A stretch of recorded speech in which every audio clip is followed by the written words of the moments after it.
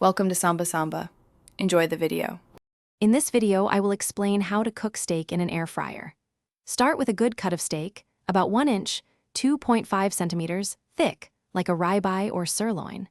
Patting it completely dry is a crucial step for that perfect crust. Then, season it generously on all sides with salt, pepper, and any other spices you love.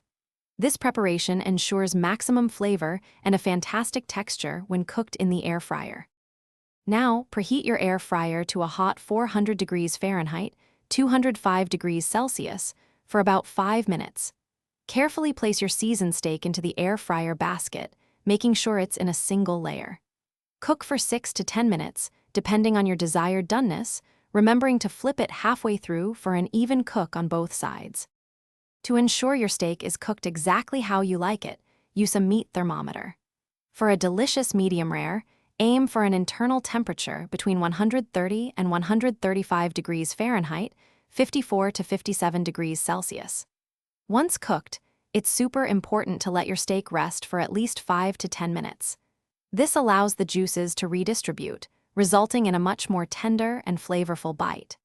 After resting, slice your perfectly cooked air fryer steak against the grain to ensure every bite is incredibly tender.